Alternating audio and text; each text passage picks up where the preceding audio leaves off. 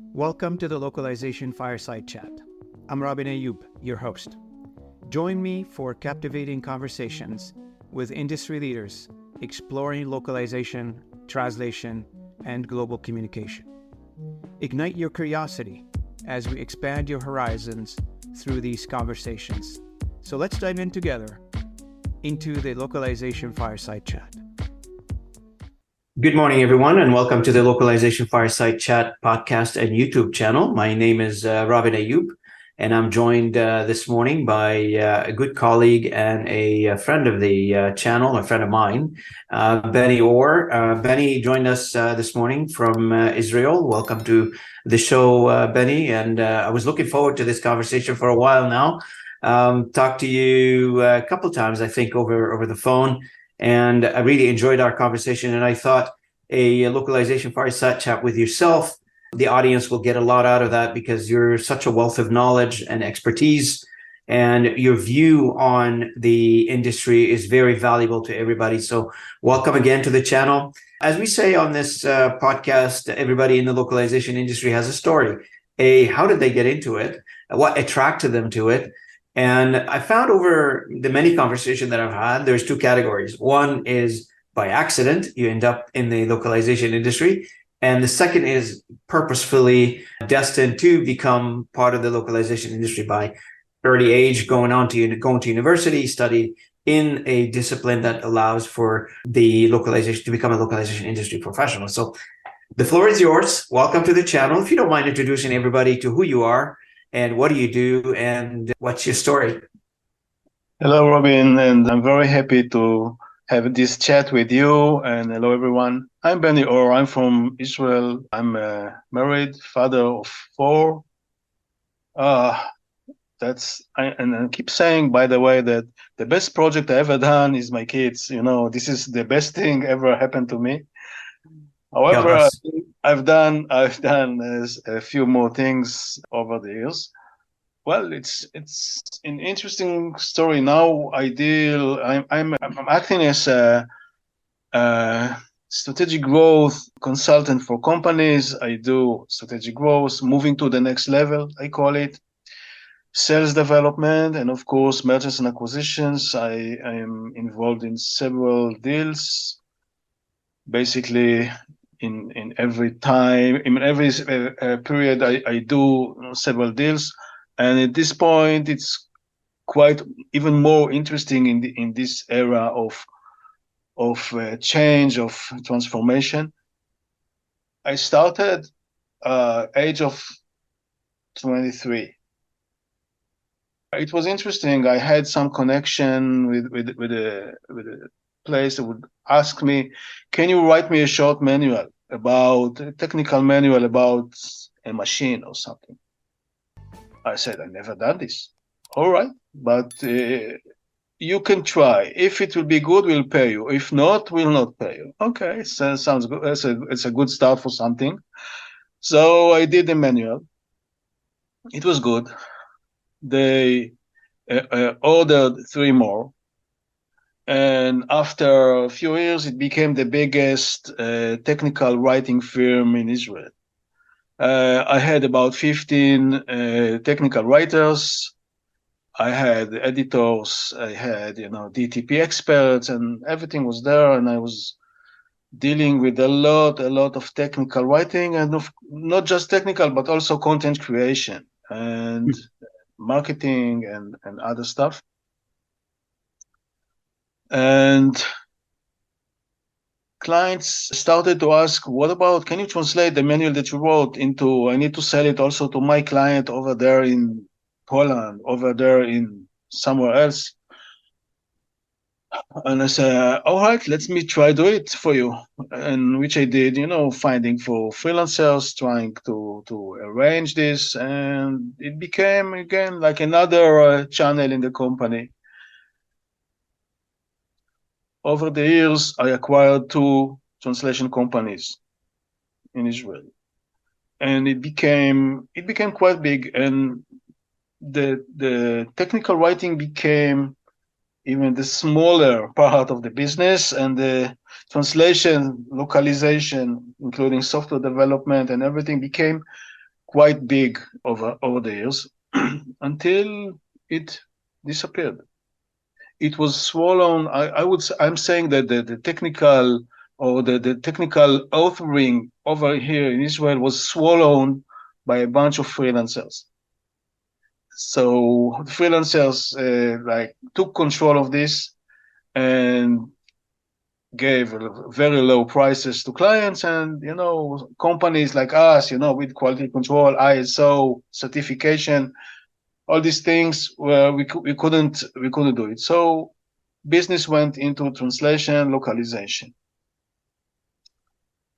It was quite a big company, and the change was coming from one thing. I started to visit industry events. I think the first one was in Berlin, Lockworld in Berlin, something like that. Who can remember 2007, 2008? I had a bit more hair back then, and I started to meet people over there around the world, and it became like not a habit. It became like a business understanding that meeting people, networking, and becoming know other people and they know you becomes like a business promoter for you, which helped me a lot.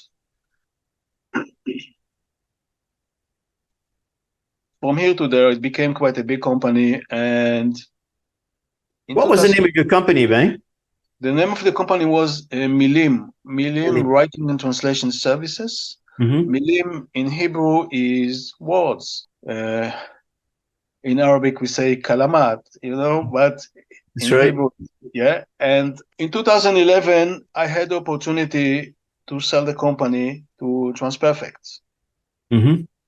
The whole group was being sold to TransPerfect, and I became, after becoming the president of the Israeli division for some time, I came to work with headquarters, and I became like the senior consultant for corporate development, mergers and acquisitions. Okay. And it became very interesting, the fact that I was developing my networking before, and after that, I like took it to the next level. I met with a lot of people. It's like the main thing for me was meeting people, looking for opportunities, looking for all kind of businesses, operations, ideas, markets, everything. Yeah, which I brought to the company and helped quite a lot over there. We decided that it's better that we will split our ways, and I created my own consulting firm. And since then, I'm helping companies to grow, to flourish, to change, to buy, to sell. Over the years, there was another, like I would say, marker on the time slot, which was I learned in the university to become a coach and mentor. People ask me, why do you need it, Benny? You're a coach and mentor even since we remember you. I said, yeah, but this thing helped me to put everything into the right drawers, into the right tracks, and to fine-tune what I did. And sometimes, you're doing some things what you don't know how to call it. They gave it a name. They gave it like a direction. And it's very good for me. Over the years, I helped, keep saying this, smiling. I helped a lot of couples to get married. I helped even couples to divorce. And there was one couple, I did both of them. You know what? This is the highlight of this conversation. To be honest with you, I never heard of this before on this channel, but this is great. I love this one. So the same couple got married, and you helped them get married, and you helped them, split. Split after several years. It didn't work out for them. They were trying, but it didn't work. So let's go to Benny, But you know what? You bring a very valid point, because in business it's the same way. I mean, you make moves to buy something, and then you make moves to sell something. It's the same idea in the business life. I mean, some of those skills are transferable anyway. Absolutely. With my, I would say, man-to-man skills or human understanding, sometimes I can say humbly that I can see through people. People are like transparent to me. I talk to someone and I know exactly how his operating system is working. I'm still in business. Business is my focal point. This is where I'm very good at, and it makes me more interested to work in. Mm-hmm. So yes, it's amazing what you're saying. I help a lot of companies to look for opportunities, to buy companies, to buy activities whatsoever. And now I'm helping a company to sell the activity that they acquired several years ago. Mm-hmm. It's the same situation. Why did you buy it? It's not your thing. It's not the nature of your organization even, but you wanted to buy it. Now let's get rid of this, something like that. Yeah. So you bring out you hit on a couple of points that I really like to explore with you. There is this notion in business now that says, focus on what you're good at, and, make sure you deliver what you're good at. But what from the moment you started your company, the tech writing company, somebody asked you something to do something, and you didn't do it before. It's your first time, but you were willing to take the risk and go get it done, and get it done good. And then you build a business around it. I think, if you agree with me or not, I don't know, but what is your view on, focus on what you're good at, or keep your minds open to try to find other services that you can take a leap of faith, go do it, try it out, see if it works? Well, that's a fantastic topic. I would say I would want to take one word from this, what you just said, and the word is focus. And as a business owner, as a business manager, you need to focus on one thing: how to thrive your business, how to grow your business. And if you have the business understanding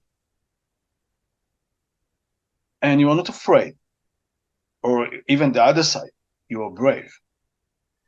And if you can, let's say, survive the feeling of I'm getting into the uncertainty place, and I'm happy with that, you'll succeed. You can, if you have this, you can jump into new verticals, new areas, even transform the whole business into something else. Mm-hmm. And this is a very important topic. I'm dealing with a lot of my clients right now. Everything is changing. Everything is evolving. So for some, if I say ChatGPT, they starting to cry. Some are very happy to hear this word. That's right. Yeah. But that's why I bring up the question, Benny, because we either, as an industry, we either change or die. I mean, I feel that way. I feel like if we don't, as an industry, get on the board with changing, adding services, changing the process, changing the thinking, I don't know how long the old legacy, traditional way of doing things, it's going to stay around. I mean, you would agree that this is sort of like on its way out, and a brand new way of being in the industry, or dealing in the industry, or selling services in the industry is being charted in front of us right now. Absolutely. So I would say that the following: the change, or the ability to change, is like a transformational action that you're doing from point A to point B. You started the change and you finished the change, and the change was done. I'm talking about something which has to be a bit more on the continuous level, adaptivity. You need to adapt yourself and to have the skill set to adapt yourself on an ongoing process, on continuous process, continuous evaluation of the situation, understanding what is happening, and moving yourself, your business, your team towards this direction all the time. Generally, our industry hates change. I mean, I know you agree with me on this one. They hate change in our industry. And so when we talk about a change, everybody puts a beginning time and an end time for that change. Meanwhile, a change that you're talking about, Benny, is more like an evolution, is a continuous change. It's being in an agile environment where the services that you're offering, or the customers that you're receiving, or the type of text that you're dealing with, or projects that you're dealing with, are continuously changing and adapting and evolving. And therefore, you need to continuously be in that frame of mind that change is not a set time. It's more of a nature. It becomes nature of the business. Right. Am I correct? You are absolutely correct. And I would like to add a few more terms into this conversation. The most important is mindset. Mindset meaning, if you have the mindset, you can do it all. If you don't have the mindset, you better have that mindset. Otherwise, you will not survive on the long term. That's what I'm saying to my clients. This is what I'm saying, not just to my clients. I'm saying it to everybody. I meet a lot of people. I talk to a lot of people, even an employee. Even if you are an employee in a company and you were doing the same thing again and again and again, you need to bring change. Your business is changing. Your workplace is changing. Environment is changing. Even your kids learning in school, they use different tools. This is a change. You need to understand this change. Otherwise, you would stay behind. Staying behind meaning not developing. And that's the idea. It's interesting. I'm talking about team members, employees in companies. It's not just in the language industry, but I see it a lot in the language industry with people which are working quite a long period in companies. I see people working 5 years, 10 years, 15, 26. Really, I see a lot of people there. And I tell them one thing. First, you need to come smiling to work. And second, you need to keep bringing the highest value to your employer. Right. The highest value meaning you need to think, am I bringing enough value? Is he happy with me? Or this is, I'm still here. I'm here for the last 15 years, so who cares? Okay. You're right. You're absolutely correct. I mean, and I don't know, are we different from any other industry in that regard, Benny, or the same thing goes to various cross other industries, I'm assuming? The only thing which I would say is different in other industries is, for example, if you're in the gaming industry, gaming development, one of my daughters, she's a game developer. So I'm quite close to this industry, not just from the localization, but also from the actual game creation. And people there are moving quite fast. I don't see people working there in one place for more than 4 years. But all the rest is the same everywhere. I work with localization. I work, as I said, with gaming. I work with security, which is very, I would say, standardized, long-term businesses. Mm-hmm. And it's the same everywhere. People are people.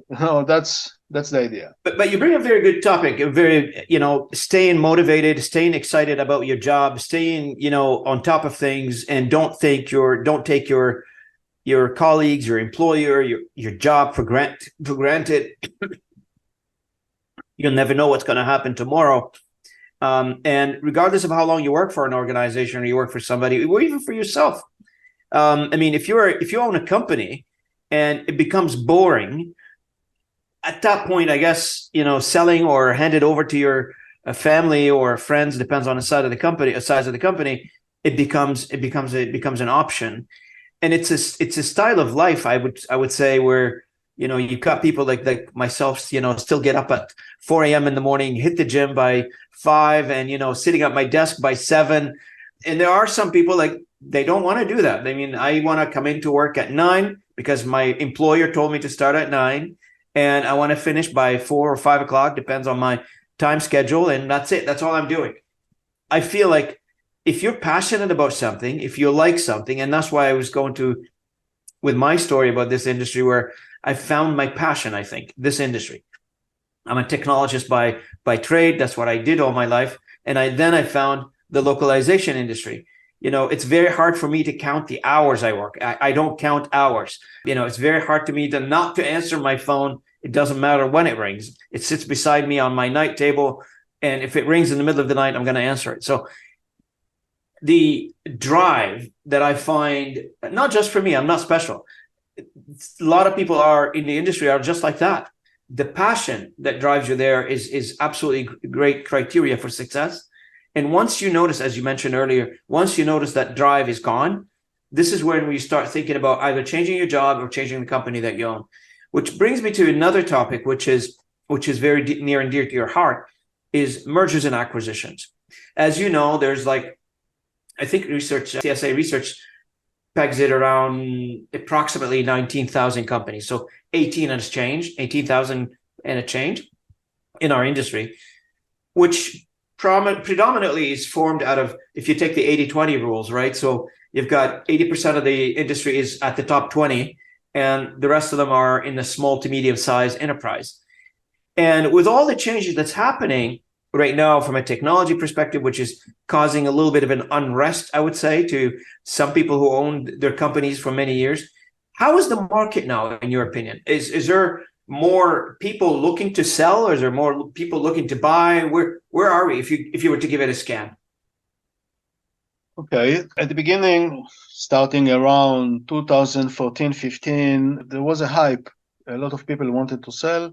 A lot of people even tried to sell, and the prices went up. There was quite a demand, and there were quite an amount of deals happened. Now, I think people, both sides, woke up.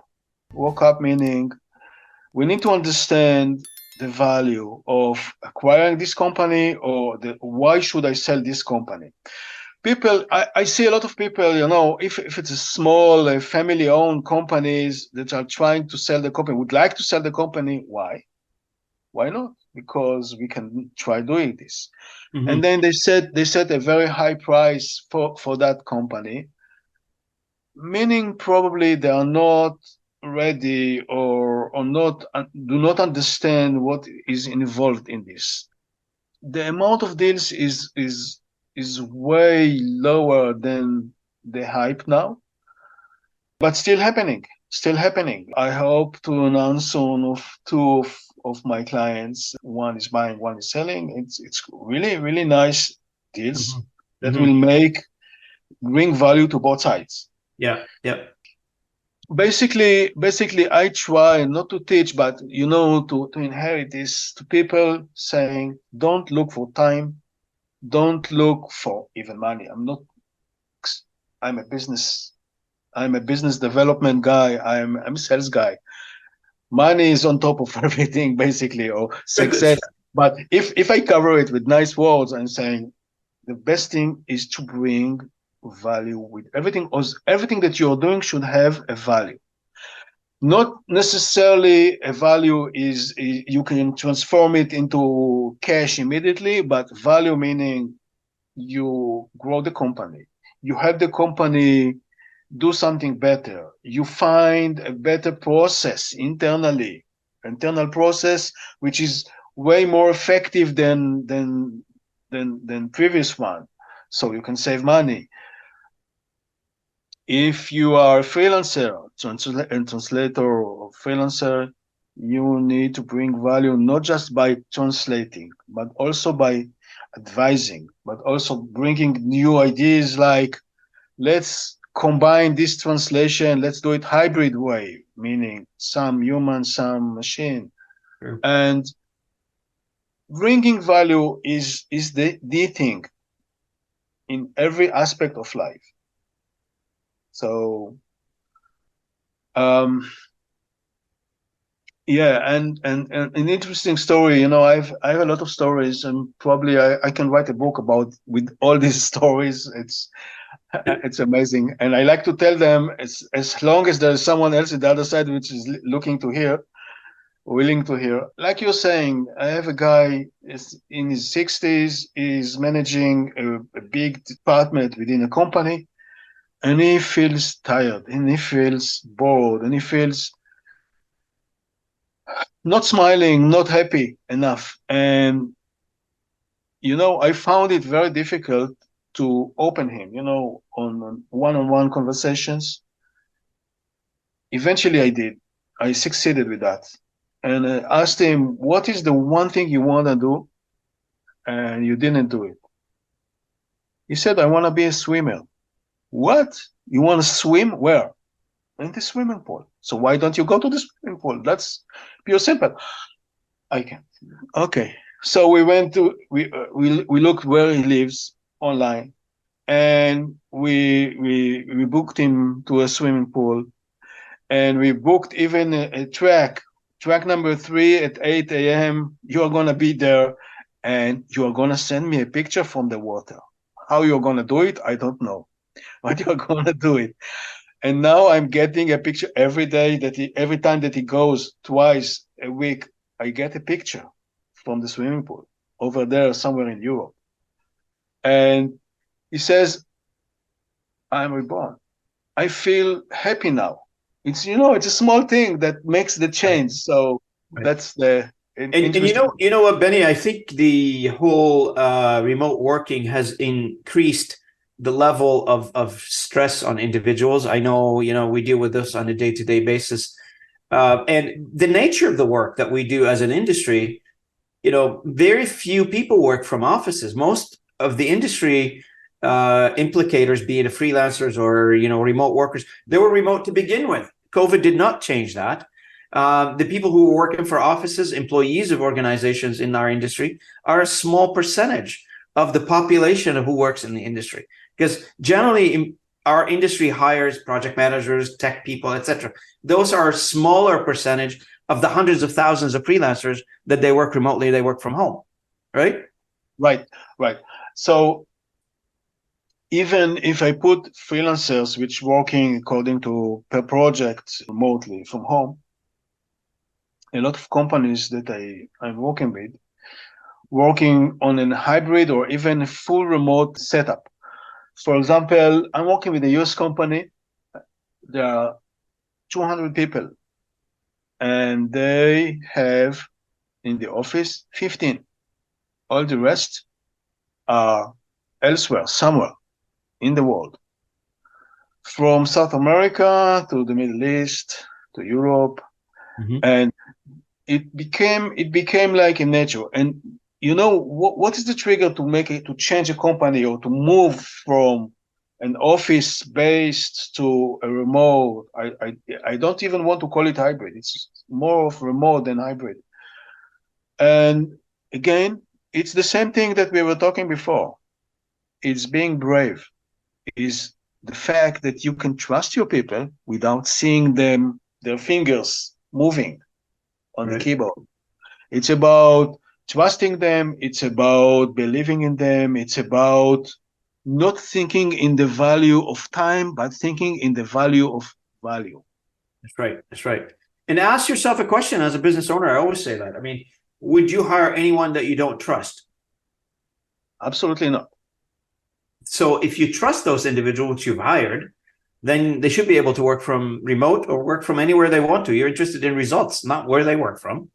Yeah, but as we talked before, a lot of companies within the language industry are like old-fashioned companies. Right. And they used to come to the office, start at 9 sharp, and after having a coffee in the kitchen, and this is the way the day starts. And here I want to start, like you're saying, 5 a.m., work until 9, and then go to do shopping, and then come back. And still, I've done my day already.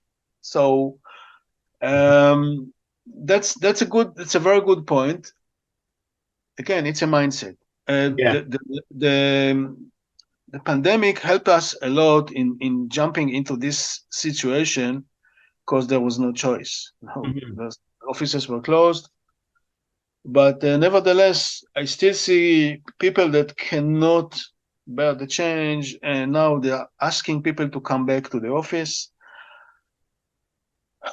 because their mindset, the managers and Yeah. the owners' mindset, is still not in place. 50s. Yeah, still they're still over there. Yeah. I have a couple of questions for you. I just want to gauge your reaction on them. You have owned your company, you've sold the company, and you weren't working for a large firm in a corporate development capacity, and now you're independent, you're working on your own. Which one is you? And I know you're going to say everything prepared me to where I am right now. That's the nature of a human. But if you were to just to look at it from a bird's eye view, like from 100,000-foot level, which one of those three stages, A, your favorite, and B, you've learned a lot from, and three, most prepared you to where you are right now? Well, you almost gave the full answer, but let me try to develop it a bit. So I want to say the following. The first stage where I own my own company, I was younger, I was eager, I was coming, I'm coming from the business area. I'm not a translator that became a business. I'm a business that became a translator. And this is one thing. So it prepared me to become a good businessman, to understand the value of a client. And when you lose a client over there, you really cry. You are really sad because you lost part of your one finger in your hand when you lost a good client. So I understand it since then. I understand the power of becoming a good employee. So I cherished a lot my employees. So I learned how to work with teams. I learned how to work with people, how to solve problems. Like I'm keep telling you a very short story about two project managers coming to my room while I am still the manager over there, the CEO, and they were arguing over there in my room about a client that is asking this, and one says, let's not do this, let's not do that, and they were fighting. And I said, listen, guys, the best thing that I can do for you is fire the client because the client is making us trouble. We will have a much quieter life without clients. It will be much better. So they left the room, and since then everything was good. So this was the first part. The second part, while I moved to work for a big corporate, a worldwide company, basically everywhere, 110 offices around the world. And in short, I'm saying they taught me a good lesson how to become a worldwide businessman, to think differently. I took some very good, I would say, tips and tricks from there. One of the things that I keep saying that over there, the thinking of everybody sell. Even the cleaning lady there is selling. So this is something I took from there. And it prepared me, this like the high level business, the M&As and corporate development and dealing with big stuff, together with my understanding of people coming from stage number one as a CEO of a company. All this prepared me to the third stage, which is running my own consultancy firm. Now, when I'm coming to a company, I have like a big pack of information, of experience, of knowledge, of know-how. I've done that. I've seen that already. I've been there, all these terms. I've really been there. I was there. So if we need to find ways to be more efficient in work at work, then I've been there. I've done that. I've done that over there in my company, and I was participating in this stage over there. I don't know, in Texas or in Denver or in the UK, and so it's like I'm saying that I'm coming to now to a company with a very big toolbox, and I have a lot of tools, a lot of ideas, a lot of experience, and the most important thing is the backpack I'm having on my back with a lot of stories, a lot of experiences, small experiences that I can share people with. And I talk about, like I'm telling you here, a lot of small stories. Same, I do the same over there, and people like to connect to the human side of the stories. It's not just you need to sell more. Yeah. It's about let's understand how to sell more. And I give you a story. I did this, I did that. I was participating. I heard about this, I heard about that. And this is helping people to get into the mindset, to be there, to acquire the mindset. And the most important thing, to feel it's their own. And so from what I'm understanding here is you know, from a consulting perspective, what prepared you where you are right now is all the experiences that you've went through when you owned your business, when you worked for a large organization, which gave you the toolbox to allow you to offer this to your current customer. Now, tell me a little bit about your current practice. Do you have anybody in your team? Is it just you? How big is your consulting practice? I have a team. I have a small team. The small team helps me a lot in the background with, for example, when I need to prepare a business presentation. It's really easy. I just give the instructions and I get it. Get it done? Because I get it done because I have people that understand exactly what I'm looking for. Yeah. I also when I need to do a big, larger scale projects, I have people that are coming with me to work together with big teams.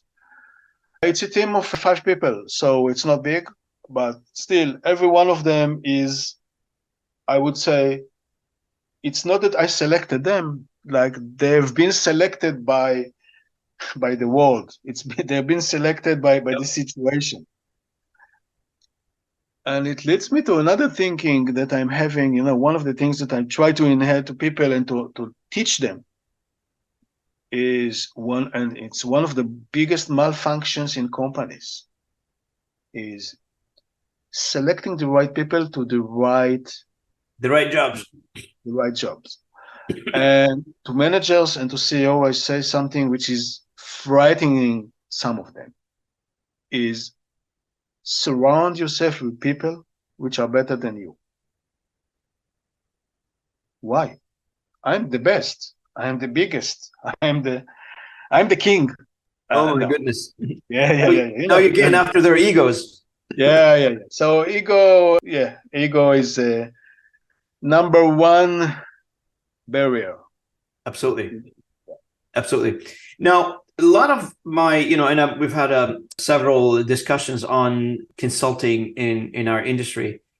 And I've noticed some, I would say relatively younger crowd is moving to that consulting space, if you will, from our industry. And the biggest question is everybody faces when they decide I want to go down that direction is, and I'm hoping that I can get some clarity from you, is that, how do I quantify my experiences? How do I share those experiences? I know I have a lot of knowledge. I know I have a lot of things to offer, but how do I package them to make sure that somebody can take advantage of them? That's the value that you mentioned earlier. How do I create value around this and quantify it so some other people can say, okay, I want to hire Benny. I'm going to hire him for XYZ, and this is going to cost me X. How did you have to go through this, and how did you deal with it? Yeah. So I see this trend of younger people coming into the consultancy area. There are two things in consultancy. One thing is selling your consultancy to other, and second is bringing them the actual value that you said that you're going to bring them. Selling is important, but the more important is the fact that you need to show them the value. And I keep saying that I need to bring value to my clients in everything that I'm doing, in every conversation, in every email, in every meeting, in everything that I'm doing. There's need to be value over there. And it's the value for them, meaning that they got something out of it. And if they want to get, if the thing to understand if the value that you brought is a real value or just, not it's color, it's a real thing, is that you see results coming out of it. That's right. So when I'm saying only results matter, I'm not becoming, I'm not trying to become rude and say, I don't care about everything, I just want to see the results. It's not like that. I need to bring you, to help you to come to get the results by yourself. And if you are a consultant with enough experience, enough understanding of the humankind and human people, and you can contain huge amount of different people, different mindset, different experiences, and you can teach them and you can train them, you can mentor them, then you're eligible to do it. There's no school for this. Maybe there are some university courses how to become an M&A expert. Yeah. But it's not but basically all M&As are not a matter of numbers. For this, we have accountants and lawyers. It's a matter of people. And you need to have the let's say, the people mind. You need to be a businessman with a people mindset. That's the idea. If you have this, you'll be a good consultant. That's right. And for our audience who are in that space of being a consultant, I'm assuming there is some cooperation between consultants, right? Because a lot of times things come in to a consultant project or something to do where, somebody is faced with saying, you know what, I may not have all the skills necessary here, and there's nothing wrong by saying that. And I'm going to, reach out to my colleague who is a consultant as well, and I'm going to cooperate on this particular project. Does this happen, or am I wrong on this one? It happens as long as no one steps on other one's toes. That's the idea. Got a clear definition, right? Yeah, it happens. I'm using this as well. The way, I try to bring the maximum value to a client at the beginning. He's paying at the beginning a bit more. For example, while I'm doing a 5-day workshop for a client, I come on site to the client, and it's a very highly intense workshop starting at Monday 9 a.m. and finishing on Friday evening. No breaks. It's highly intensive. And in these 5 days, he needs to get a lot of insights, a lot of understandings, a lot of thinkings, a lot of lights showing him the way. Sometimes when I come to this situation where I think that I need someone which is better than me, or have more views of things. For example, sometimes I use people to talk about high-level production. Sometimes I bring people to help me with, I would say, sales. I'm doing a lot of sales, and I'm bringing a lot of insights, and I train a lot of sales departments into doing the right thing.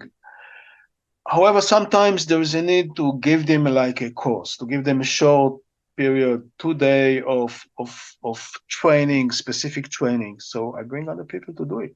Yeah. And it is really, really helpful and beneficial for everyone. It's very good to see the cooperation. I mean, at the end of the day, not just in our industry. I mean, everybody. I mean, look at the top consulting companies in the world. They do cooperate in a lot of cases as well. So, and as you mentioned earlier, you may have, the know-how, but sometimes you don't have enough hands to do the work that is required to do within the timeline required, right? So this is where you end up cooperating. Am I correct? Yeah, you're correct. And even I would say bringing the maximum value to a client, I need to use my own terms that I am giving them, which is surround yourself with people which are better than you. Meaning I can bring someone which is better than me in a specific area, and he will give them the maximum value they can get in the shortest time. And that's the idea. And I would love to this. I have like so many questions, but I'm being selective with my questions to you. So one of the questions that everybody's mind is, before you head into the area of discussing, like from a consultant point of view, discussing like, oh, I want to sell my company or I want to buy another company, the evaluation that takes place between organic growth versus acquisition. Have you helped people crystallize the idea of organic versus acquisition? And why would somebody select one versus the other, and maybe a combination of two?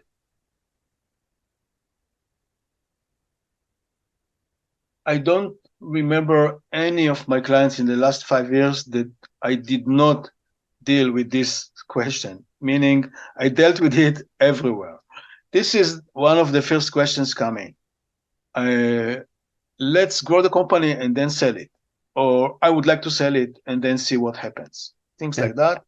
And basically, my approach is, all right, let's start to analyze. Let's start to think, to brainstorm. And we start doing this together. And in most cases, people are looking, in most cases, not in all of them, people are looking for a miracle.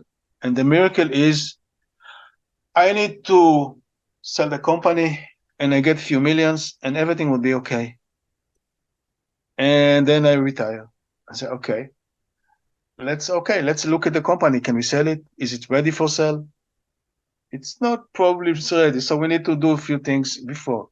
And then we start doing a few things. And then the guy says, why should I sell it? It became like a diamond, a crystallized diamond. I don't want to sell it. Of course you don't. But there are people that come to this process ready and mature and cooked. So we sell the company. That's right. Now, any other learnings that, it was such a revelation for you to find out? And one of the things that before you answer this question, is I always ask people is two things. What is the biggest opportunity that you see in our industry, and what keeps you up at night? Like, what is the nightmare versus what is the positive? I'm trying to think about the nightmare first, but I can't. I sleep like a baby, so I don't have nightmares. And I would say that the biggest opportunity is now, or the challenge is the technological change, like the AI, everybody using this term, and its influence about the industry. It's the most difficult influence is, what does it influence the clients? And they think they can use Google Translate for everything now, which is not the case. Maybe it's a case in specific projects or specific clients, but it's not for everyone. So what is the real updated value that an LSP, a language service provider, can bring to his clients and still thrive and develop and grow? Two things. Basically, it's adapting and not fighting, adapting the technology and trying to bring higher value than before to clients. Mm-hmm.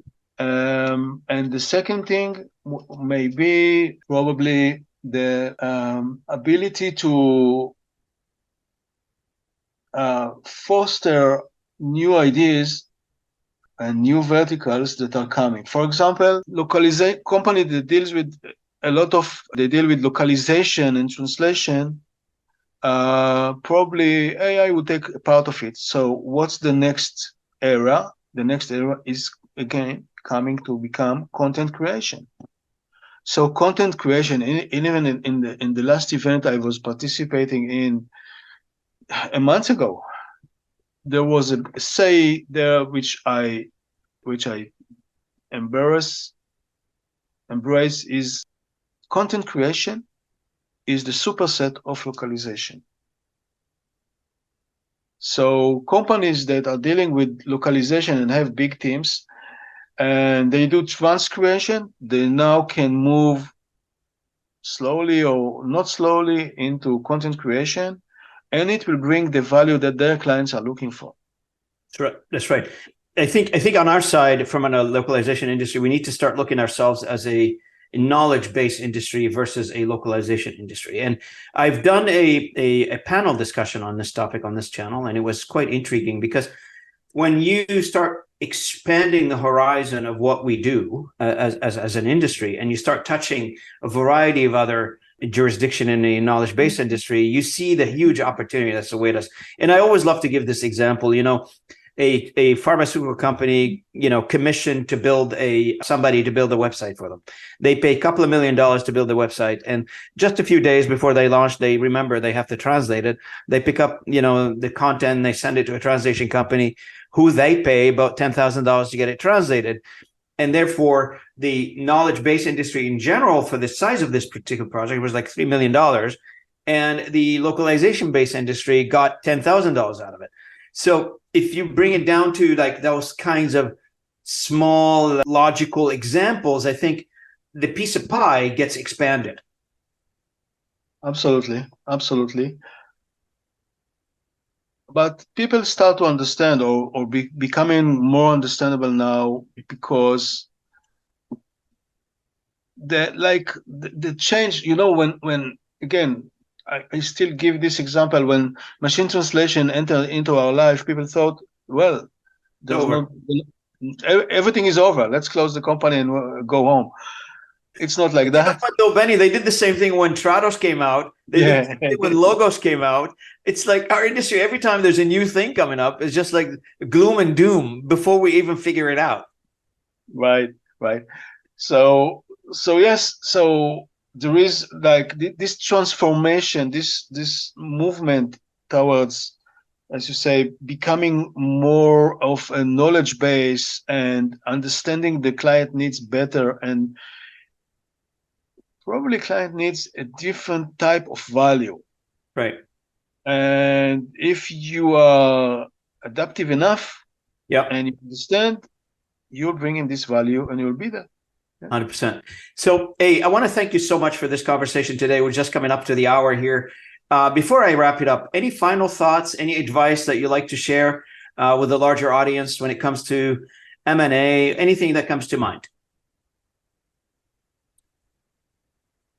Yes. One thing. I would say the following. Do not afraid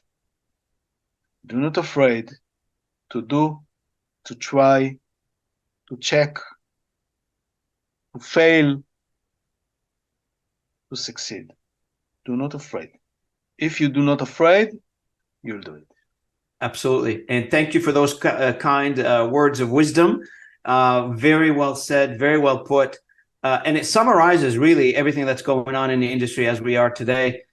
So I want to thank you on behalf of the audience, on behalf of myself, on behalf of the channel, for coming online with me this morning. Benny, much appreciated. You're welcome back anytime. This channel is yours. Anytime you have something new to share, I'd love to have that conversation with you. I'd love to bring you back on board here with us.